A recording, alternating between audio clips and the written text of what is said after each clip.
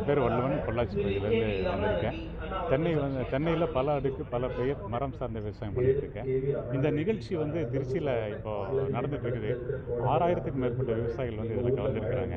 இதனால் என்ன பயன் அப்படின்னு பார்த்தா, இப்போ எங்களை மாதிரி அனுபவ விவசாயிகள் இதில் எங்களோட அனுபவங்கள் பகிர்றோம்.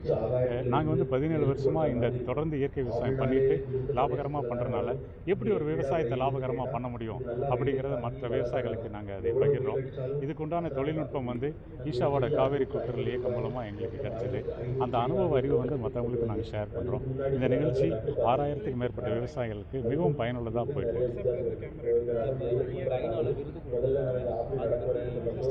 அதாவது எனக்கு ஐநா சபை மூலமாக உலக அளவில் இந்தியாவுக்கு 3ஆம் பரிசு கிடைச்சிருக்கு. இதை வாங்குகிற முதல் இந்தியன் நான் தான்.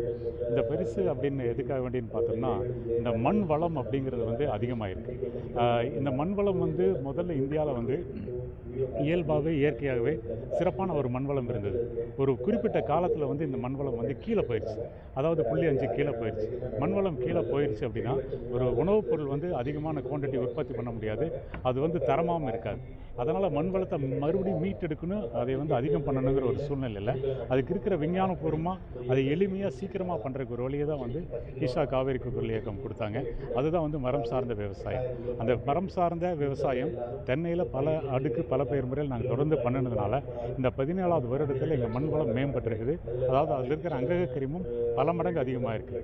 அதனால் எங்களோட விளைபொருட்கள் பல மடங்கு லாபகரமாக மாறி இருக்குது. அதோட குவாலிட்டி 0% ரெசிடு, அதாவது நெஞ்சில்லாத உணவாக மாறி இருக்குது. அதற்கு ஐநா ஒரு விருது கொடுத்துருக்காங்க.